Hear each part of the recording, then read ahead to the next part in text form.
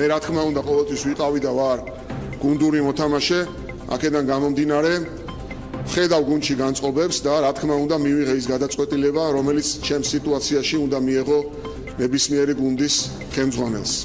მე ვტოვებ დღეს ჩემს თანამდებობას.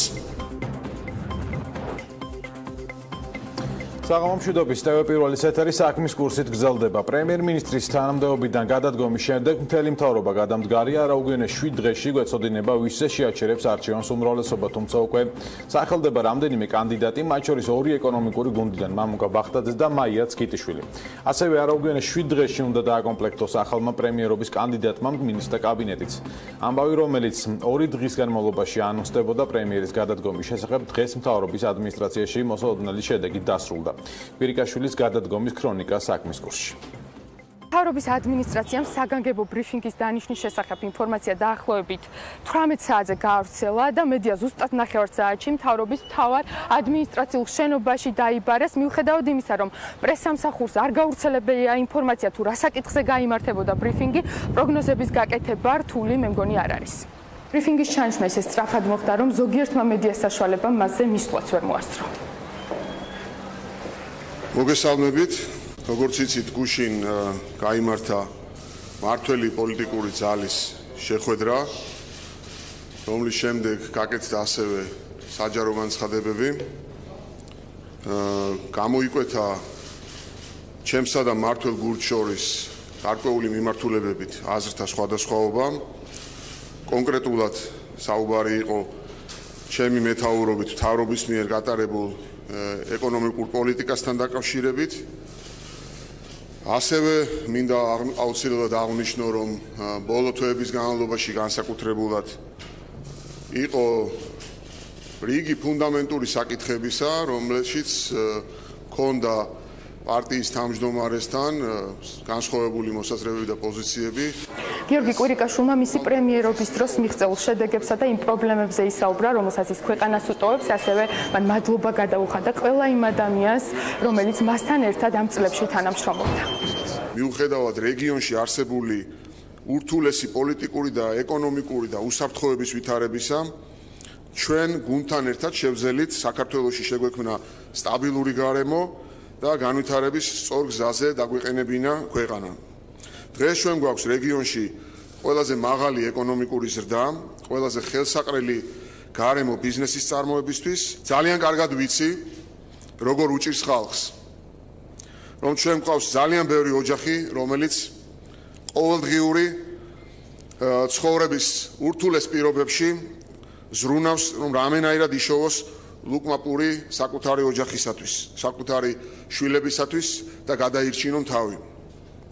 დიახ, ეს ასეა, მაგრამ ისიც აბსოლუტურად ზუსტად ვიცი, რომ არა ჩვენი ეს პოლიტიკა ამ ხალხისთვის ცხოვრების ნორმალური პირობების შექმნის შესაძლებლობა კიდევ ძალიან ბევრი წლით გადავადებოდა. მე მჯერა, რომ ჩვენი ქვეყანა იქნება ერთიანი, გაბრწყინებული, განვითარებული, დემოკრატიული სახელმწიფო. მადლობთ. გიორგი კვირიკაშვილი გადადგა. ქართული ოცნების ხელისუფლების პირობებში მას ყველაზე დიდხანს ეჭირა პრემიერ-მინისტრის პოსტი. ღმერთმა დაუცოს საქართველო. ასე დაასრულა გიორგი კვირიკაშვილმა პრემიერ-მინისტრის პოსტზე 2 წელიწადნახევრიანი მოღვაწეობა. ცხადია, BMG საინტერესებს ბიზნესის და ბიზნესმენების პოზიცია, მით უმეტეს მათი, ვინც ჩვენი თუ სხვა ეთერების საშუალებით საკუთარი პოზიციის დაფიქსირებას არასოდეს ერიდებოდა დაერიდება. წინასწარ მადლობა თემურ ჭყონიას, რომელმაც გვიან საღამოს მოიცალა და პირდაპირ ხაზია. საღამოს ბატონ თემურ, მადლობა მოთმინებისთვის.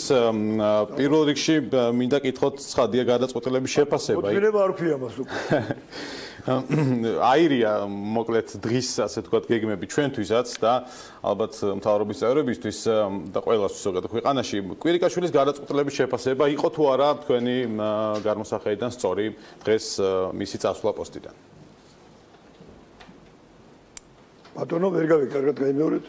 იყო თუ არა მისი გადაწყვეტილება სწორი, რომ დაეტოვებინა პოსტი და წასულიყო პრემიერ-მინისტრობიდან?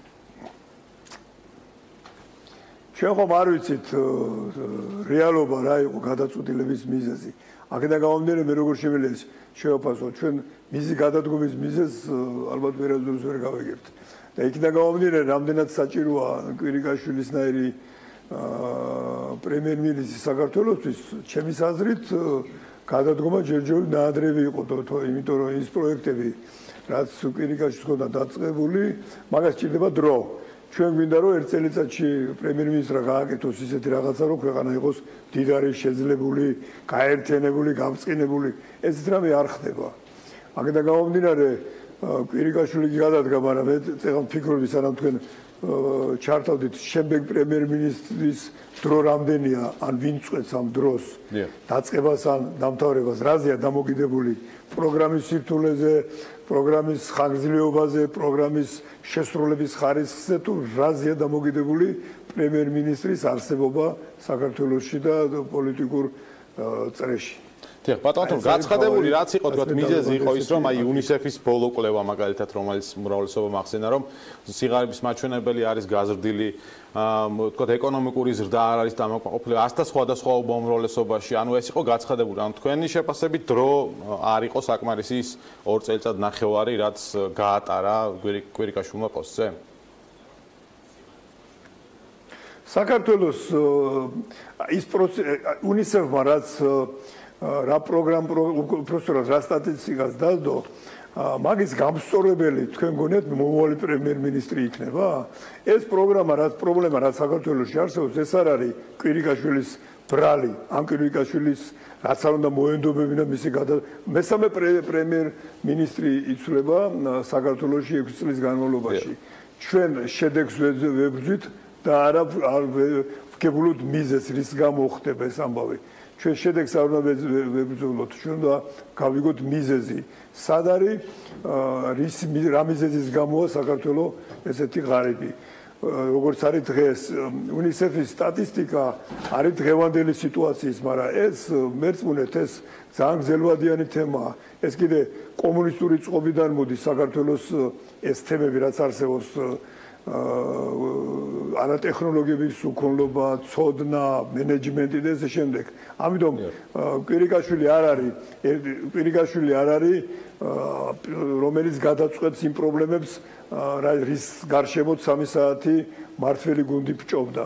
ერთი საქართველოს ეკონომიკის განხილვა 3 საათი რაც იჭირდება. დიახ, ბატონო თემურ, მაგალითად ვახსენეთ, რომ მომავალი პრემიერი ვერ შეძლებს ამ სიტუაციის გამოსწორებას ჩქარა და მალე. სახელდება რამდენიმე კანდიდატი. არა, რა თქმა უნდა, იმ პრობლემებს დიახ, კითხოთ კანდიდატებზე. მამუკა ბახტაძე არის ჩვენი ინფორმაციით ყველაზე რეალური კანდიდატი ამ შემთხვევაში. როგორ შეაფასებდით მის მუშაობას ფინანსთა მინისტრის პოსტზე, ჭარბვალიანობასთან ბრძოლისას სტრატეგია დასახა მან და დაიწყო. აი, მამუკა ბახტაძე არის თუ არა შესაფერისი კადრი პრემიერ-მინისტრობისთვის და იმ პრობლემების და გამოწვევებთან ბრძოლისათვის, რომელიც ქვეყანას აქვს.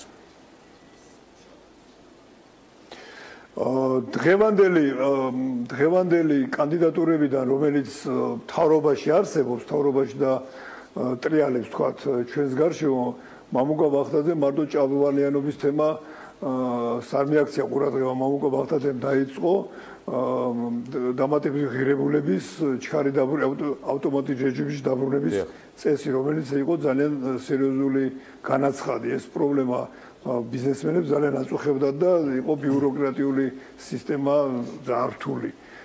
მე ვფიქრობ, რომ მე კი არ ვფიქრობ, ჩემი აზრით ის გუნდში, რაც ტრიალი მიდის, მამუკა ბახტაძე იმ ენერგიიდან გამომდინარე, რომელიც მას გააჩინა და ცოდნა გამომდინარე და ბიზნეს წრეებში იციან მისი ცოდნა და შესაძლებლობა, მე მგონი ღირსეული კი არ ერთადერთი კანდიდატია და ამაზე მსჯელობას არც უნდა იყოს. და ეხლა მე უსმენდი ტელევიზიაში, რომ გუნდი შევიკრიბებით და გუნდი დავიწყებს კონსულტაციებს. მე ვფიქრობ, რომ გუნდმა კონსულტაციები სამივე პრემიერ-მინისტრზე გაიარა და კონსულტაციების შედეგები ჩვენ არ გვაძლევს რეალურ შედეგს. ამიტომ ამ კონსულტაციების გარეშე უნდა ეს კონსულტაცია თან ყველაზე საინტერესო რა არის, რას ვაქცე ყურადღებას საუბრობენ ხშირად დეპუტატები, რომ ეკონომიკაში კარგად ვერ ერკვევია, მაგრამ კონსულტაციებში ღებულობენ მონაწილეობას. თუ ვერ ერკვევიან ეკონომიკაში და პოლიტიკაში, კონსულტაციებში არ მიიღებენ მონაწილეობას. ეს ერთი და მეორე, თქვენ რო ბრძანეთ მამუკა ბახტაძე, მე მგონი იმ წარმოდგენილი კანდიდატებიდან არა ვარ გიორგი გახარია, თქვათ მეორე რეალური ასე ვთქვათ სახელდება. და მაია წკიტიშვილი, ამჟამინდელი ინფრასტრუქტურის მინისტრი. მე ხალბატონ მაიას მონაცემები არ ვიცი, მაგრამ გიორგი ახარია იყო ბიზნეს ომბუდსმენი, მაშინ ერკვევა თემებში, მაგრამ მე ვფიქრობ, რომ მაინც ჩემი გადასაწყვეტი არ არის, თქვენ იცით, ვინც წყვეტდა საქართველოში, ყველა მიცის, ვინც უნდა გადაწყვეტოს ეს თემა. ხო, იმიტომ რომ კონსულტაციებით არ წდება ეს თემა. ხო, აქედან გამომდინარე, მაინც მე ვფიქრობ, რომ გიორგი ახარია როგორც დღევანდელი მინისტრი არ არის ცუდი, მაგრამ ბახტაძეც არ იქნება ცუდი პრემიერ-მინისტრი. კი ბატონო, და კვირიკაშვილზე კიდევ ერთი კითხვა, იყო თუ არა თქვენი შეფასებით, რა თქმა უნდა, პრობიზნესური, ქონდა თუ არა მასთან ეს პირადი კომუნიკაცია თქვენ ამ 2 წელიწადნახევრის განმავლობაში? მე გეტყვით ერთამავს, რომ კვირიკაშვილი ჩემი საზრით იქიდან გამომდინარე, რომ ძალიან დიდი ხანი ტრიალებს ბიზნეს წრეებში, მე ვფიქრობ, რომ რაც ძალიან დიდი ხანი 10 წლების განმავლობაში და პერსონალური კონტაქტები აქვს და პირადი კონტაქტები აქვს ბიზნეს წრეებთან, ნებისმიერი დონის ბიზნესმენებს იცნობს, ნებისმიერი აქ საუბარი არ არის ბიზნესმენებს მცირე მეწარმეებს და ძალიან დიდი ნდობი და პოპულარული სარგებლო და ისარგებლოს ალბათ მომავალში, იმიტომ რომ მე ვფიქრობ, გიორგი კირიკაშვილმა თავის შესაძლებლობით ჯერ კიდევ არ ამოუწურავს და კიდევ აქვს უშველებელი და უდიდესი შესაძლებლობა საქართველოში და შეიძლება გარეთაც, იმიტომ რომ მისი პოტენციალი პრობლემა ის იყო, რომ ბოლომდე ვერ გაითავისეს, რახელა დიდი პოტენციალი ჰქონდა გიორგი კირიკაშვილს და მისი ავტორიტეტი ძალიან სერიოზული და ძლიერი იყო და პატივსაცემი იყო ყველა მისი მოქმედება, რომელსაც აკეთებდა ბიზნესის ხელშეწყობის მხრივ. ძალიან გვერდში, ესე ვთქვათ, გვერდში არა, სახელმწიფოებრივად მოაზროვნე ადამიანი. თქვენ რომელს გამოარჩევდით, ბატონ თემურ, აი, ყველაზე წარმატებულ ნაბიჯად, მაგალითად, პრემიერობის პერიოდში კვირიკაშვილის? აი, ახლა დეტალებში იმდენი მალოდინეთ, ესე დამღალე დეტალებში არ მახსოვს ახლა, მაგრამ ესეთი გამორჩეული ისა ერთს ვერ დაასახელებ, იმიტომ რომ სახელმწიფო მოღვაწეს 2 წელიწადი თითქმის 2 იყო და ერთი გამოარჩიო, ეს ნიშნავს, რომ სხვები დაჩაგრო. აქედან გამომდინარე, კომპლექსში რო განვიხილოთ, მე მაგალითად ვისაც ვესაუბრეთ დღეს და ვინც ეს ინფორმაცია გაიგო, ყველას გული დაწყდა, სხვათა შორის ძალიან. ბატონ თემურ, კიდევ ერთი საკითხი, თქვენ ახსენეთ, რომ 6 წლის განმავლობაში 3 პრემიერი გამოიცვალეთ. ბიზნესისთვის, ინვესტორებისთვის, ზოგადად ეკონომიკისთვის ერთ-ერთი შემაფერხებელი ფაქტორი შეიძლება ესეც იყოს, რომ ჩქარა იცვლებიან პრემიერები, რაღაც გუნდი ვერ ასწრებს იმ რეფორმების გატარებას და იმ პროგრამის დასრულებას, რომელსაც დასაწყისში აანონსებს, როდესაც მოდის ქვეყნის მართვაში და აღმასრულებელ ხელისუფლებაში. არაფერი ისეთი იცით რა, განსხვავებულ პირობებში შეიძლება სხვა ქვეყანაში ევროპის ქვეყნებში პრემიერ-მინისტრის ცვლილება რაღაცაზე მოქმედებდეს, მაგრამ საქართველოში ბიზნესი იმდენად გამოწვრთნობილია სხვადასხვა ამ 25-26 წლის განმავლობაში ამ ცვლილებებით, ამ რევოლუციებით, ამ შეტევებით, ამ რა ვიცი, რომელი ერთი გითხრა იმ კატაკლიზმებით, რომელიც როგორც საქართველოს ქვეყანა ვითარდება, ესე ვითარდებაც ბიზნესი, რომ ამიტომ ეს დიდ ზემოქმედებას და იმედის გაცვლებას არ გამოიწვევს, რა თქმა უნდა, იმიტომ რომ როგორც ატყობთ გამოსვლებიდან ყველა, ესე იგი, რაღაც ერთიანობა არ იგრძნობა, პოლიტიკოსები ფიქრობენ, რომ დიდხანს იყვნენ, თქვათ, მაშინ აქვია პარლამენტში, თანამდებობის პირობები, რომ დიდხანს იყვნენ თავის პოზიციებზე, ეგრეც არიან ბიზნესმენები, დიდხანს ბიზნესმენების მოერგნენ ამ სიტუაციას და ისეთი ისა აქვთ, რა ქვია, გრძნობები, წინასწარი გრძნობები და მოქმედებები, რომ ესეთი ცვლილებები უნდობლობას არ გამოიწვევს არავითარ შემთხვევაში. გააგრძელებენ თავის გზას ჩვეულებრივად, გიორგის მეგობრები, კვირიკაშვილი იქნებიან მისი მეგობრები, ახალი პრემიერ-მინისტრი მოვა, ახალი კაბინეტი შეიქმნება, ისევ ამ თემაში მოვექცევით, მაგრამ კიდე გიმეორებთ, რომ ის პრობლემები, რაც საქართველოს ეკონომიკას გააჩნია, თუ ახალი პრემიერ-მინისტრი მოვა და დადებს პროგრამას, ჩემი აზრით, იმან უნდა იცოდეს, რომ ამ პროგრამის შესრულებად იმას ხელს არ დაადებენ, იმიტომ რომ ყველა პროგრამას თავის ვადა, თავის სირთულეები, თავის წარმატებები და თავის წარუმატებლობის თანხმედრია. ეს არ ხდება, რომ დაიწყოს და ერთ წელიწადში პენსია გაიზარდოს 100%-ით, ცხოვრება გაუნჯობესდეს, რეალობასთან უნდა კონდეს საქმე და ყველა ადამიანმა უნდა იცოდეს, როდის შეიძლება რომ მოიტანოს მის მაშრომამ შედეგი. დიდი მადლობა ბატონ თემურ და შედეგს მიზეზს უნდა ვებრძოლოთ და არა შედეგებს. დიდი მადლობა ბატონ თემურ და კიდევ ერთხელ გიხდით ბოდიშს, ზოგიერთ შემთხვევაში ბოდიში აქციებსაც შლის ხოლმე, თქვენს იმედია რომ გაგვიგებთ ამ სიტუაციას. მადლობა თემურ ჭყონია იყო საქმის პირდაპირ ეთერში. მესმის ყველაფერი. განვაგრძობთ გადაცემას ამ თემის გარშემო ვტრიალებთ პრინციპში, რაც დღის მთავარი თემა ანაკლის სპორტისთვის 100 მილიონი ლარი არის გადახდილი და არა ათვისებული. ეს განცხადება დღეს TV პირველის ეთერში საპარლამენტო უმრავლესობის წევრმა დავით ჭიჭინაძემ გააკეთა და ფაქტობრივად როგორც ერთ-ერთი არგუმენტი ისე მოიყვანა მთავრობის და კერძოდ ეკონომიკური გუნდის შეფასებისას დეპუტატი ფიქრობდა რომ მთავრობა უნდა გადამდგარიყო. უფრო რცლად ახლა დავით ჭიჭინაძის მოსაზრებას თელარა გელანტია გაგვაცნობს და ასევე გვეტყვის რა 100 მილიონს გულისხმობს უმრავლესობის ერთ-ერთი წევრი. თელარა საღამომშვიდობის. საღამომშვიდობის ბექა პირველ რიგში უნდა აღინიშნოს რომ დეპუტატ ჭიჭინაძე შუადღის სურვილი საღამოს 7 საათისკენ შეუსრულდა. გიორგი კვირიკაშვილი გადადგა პრემიერის პოსტიდან და შესაბამისად ყველა მინისტრი მოვალეობის შემსრულებელი გახდა.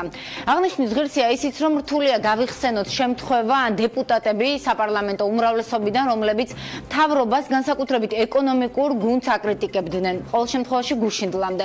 როგორც აღმოჩნდა, უმრავლესობამ UNICEF-ის კვლევაზე დაყრდნობით ირწმუნა, რომ ქვეყანაში მსიღარიბე გაიზარდა.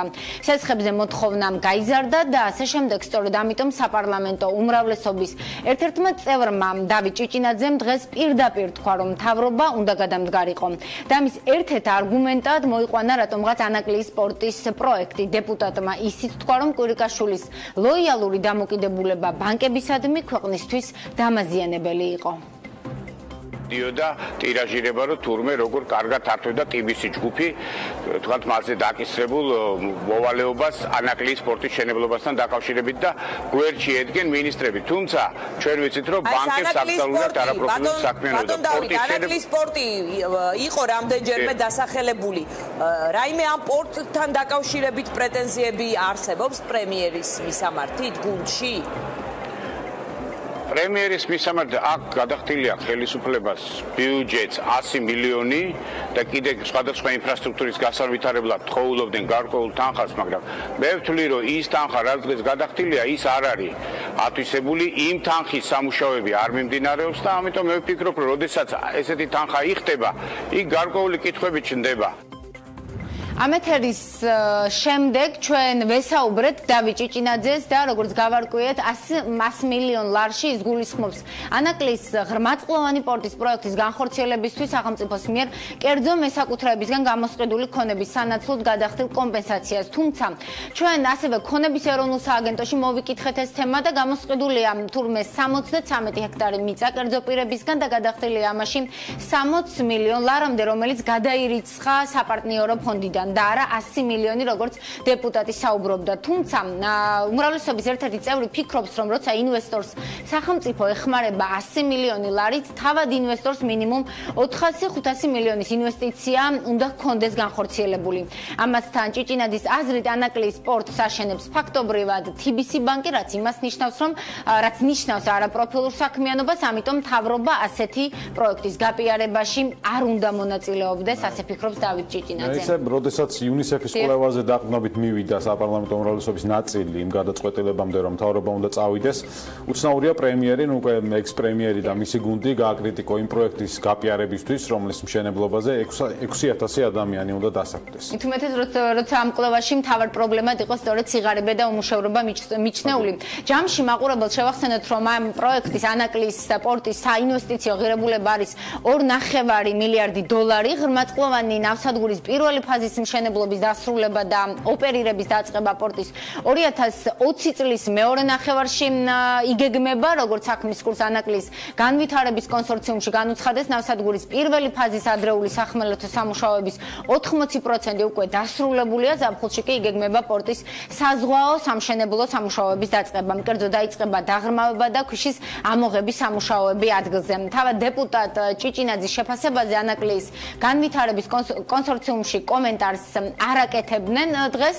საქმის კურსი დღის განმავლობაში ეკონომიკის სამინისტროსაც დაუკავშირდა, მაგრამ ჭიჭინაძის კომენტირება არც დიმიტრი ქუმსიშვილის უწყებაში ისურვეს, სავარაუდოდ კომენტარი არც იქნება ამ თემაზე, რადგან ქუმსიშვილიც სხვა მინისტრებთან ერთად, როგორც უკვე ვთქვით, მოვალეობის შემსრულებელია. თუმცა ამ შემთხვევაში მთავრობები, მინისტრები სულ შეიცვლებიან, რამდენიმე მილიარდიანი პროექტი კი ბევრი არ გვაქვს, ამიტომ მნიშვნელოვანია ალბათ, რომ ახალი პრემიერის და მისი გუნდის პოლიტიკა როგორი იქნება ანაკლის სპორტთან მიმართებაში. რა თქმა უნდა, როგორც გვახსოვს, უკვე ექს-პრემიერმა გიორგი კვირიკაშვილმა ანაკლის სპორტის მშენებლობის დაწყებისას ამ პროექტს 21 საუკუნის საქართველოს ყველაზე დიდი პროექტი უწოდა. საინტერესოა მომავალი პრემიერის შეფასება და ზოგადად პრიორიტეტული მიმართულებები, მაგრამ იქამდე ხვალინდელ საქმის კურსში გიორგი კვირიკაშვილის და მისი გუნდის საქმიანობას შევაფასებთ უკვე კონკრეტულად რიცხვებში და პროცენტებში. ბექა. მადლობა თელარ გელანტიას. ჩვენ ვაგრძელებთ ეთერს პრემიერ კვირიკაშვილის გადადგომას, უკვე გამოეხმაურა საერთაშორისო მედია, თუ როგორ აფასებენ მის გადაწყვეტილებას, ამაზე უკვე ჩემი თანაწამყვანი დათო ჯალაღონია მოუყვება საქმის კურსის მაყურებელს, ასევე იმასაც გვეტყვის, თუ როგორ დაიგეგმა ხვალინდელი გადაცემა დღეს განვითარებული მოვლენების გათვალისწინებით. საღამო მშვიდობისა ბექა. საქართველოს პრემიერ-მინისტრის გადადგომა საერთაშორისო მედიას ჯერჯერობით სრულად არ დაუფარავს. იმ მედია საშუალებებიდან კი, რომლებმაც ეს ინფორმაცია გაავრცელეს, თითქმის ყველა აღნიშნავს, რომ მან თანამდებობა საპროტესტო აქციების ფონზე დატოვა, რომელიც ზაზას არარიძის მოთხოვნების კვალდაკვალ იმართებოდა და ერთ-ერთი მთავარი მოთხოვნა სწორედ პრემიერ-მინისტრის მიერ თანამდებობის დატოვება იყო. უფრო კონკრეტულად, მაგალითად, ევრონიუსი კვირიკაშვილის გადადგომას ქართული ოცნების ლიდერთან ბიძინა ივანიშვილთან არსებულ უთანხმოებას უკავშირებს და აქვე განმარტავს შემდგომ პროცედურებს, რომ ჩვენი ქვეყნის კონსტიტუციის მიხედვით მთელი მინისტრთა კაბინეტი უნდა გადადგეს და 7 დღის განმავლობაში ახალი შემადგენლობით წარსდგეს, რომ შემდეგ უკვე პარლამენტმა მას ნდობა გამოუცხადოს. რაც შეეხება წინაპირობებს, სწორედ ევრონიუსი აღნიშნავს, რომ თბილისში 31 მაისს დაიწყო ანტისამთავრობო საპროტესტო გამოსვლები, რაც გასული წლის დეკემბერში ორი მოზარდის მკვლელობის გამოძიების პროცესით უკმაყოფილებას მოჰყვა. გარდა ამისა, სტატიის ავტორი კლუბების, ბასიანის და გალერიის სპეცოპერაციას იხსენებს და წერს, რომ ამ ფაქტსაც საზოგადოების პროტესტი მოჰყვა და მაშინაც მოთხოვნის სახით გიორგი კვირიკაშვილის გადადგომამ გაიჟღერა. ევრონიუსისგან განსხვავებით, როიტერსი შედარებით მშრალად აღნიშნავს, რომ კვირიკაშვილმა თანამდებობა პარტია ქართული ოცნების თავმჯდომარესთან აზრთა სხვადასხვაობის გამო დატოვა. აქვე გამოცემას პრემიერის გამოსამშვიდობებელი სიტყვიდან ციტატა მოჰყავს, სადაც კვირიკაშვილი ამბობს, რომ პარტიის თავმჯდომარეს მთავრობის დაკომპლექტების საშუალება უნდა მიეცეს. ბექგრაუნდის სახით კი სტატიაში აღნიშნულია, რომ ქართული ოცნება ხელისუფლებაში 2012 წელს მოვიდა, რომელმაც თავის მხრივ ვარდების რევოლუციით მოსული ხელისუფლება ჩაანაცვლა. როგორც საერთაშორისო ამბების ერთ-ერთ მთავარ მიმომხილველს, ჩვენი პრემიერის ამბავი უყურადღებოდ არც ალ-ჯაზირას დარჩა, რომელიც კვირიკაშვილის მთავრობიდან წასვლას ბოლოდროინდელ საპროტესტო აქციებს და ქვეყანაში არსებულ ეკონომიკურ ვითარებას უკავშირებს. გამოცემა იმასაც წერს, რომ კვირიკაშვილის გადადგომა მასსა და ბიძინა ივანიშვილს შორის უთანხმოებას უკავშირდება. და ცოტა ხნის წინ ნიუ-იორკ ტაიმსმაც გამოაქვეყნა სტატია. გამოცემა მიანიშნებს, რომ კვირიკაშვილის ეს ნაბიჯი ნათლად დასახავს ქვეყანაში პოლიტიკური ვითარების გამწვავებას და ამის დამადასტურებლად უკვე ყოფილი პრემიერის ციტატა მოჰყავს, სადაც ის ბიძინა ივანიშვილზე საუბრობს სწორედ. უცხოური მედია არ ვიცი, მაგრამ ჩვენ ხვალაც გავაგრძელებთ ამ თემას და კიდევ უფრო საფუძვლიანად ჩვენი გუნდი ამ წუთებშიც მუშაობს იმისთვის, რომ ხვალ 15 საათზე გადაცემა საქმის კურსმა გიორგი კვირიკაშვილის პრემიერობის 2 წელი და 6 თვე სხვადასხვა ეკონომიკური პარამეტრით გაზომოს. ჩვენ მოსახლეობასაც ვკითხეთ, ცხადია, რა შეიცვალა მათთვის კვირიკაშვილის მთავრობის პირობებში და უფრო კონკრეტულად ვნახოთ ხვალინდელი გადაცემის ანონსი.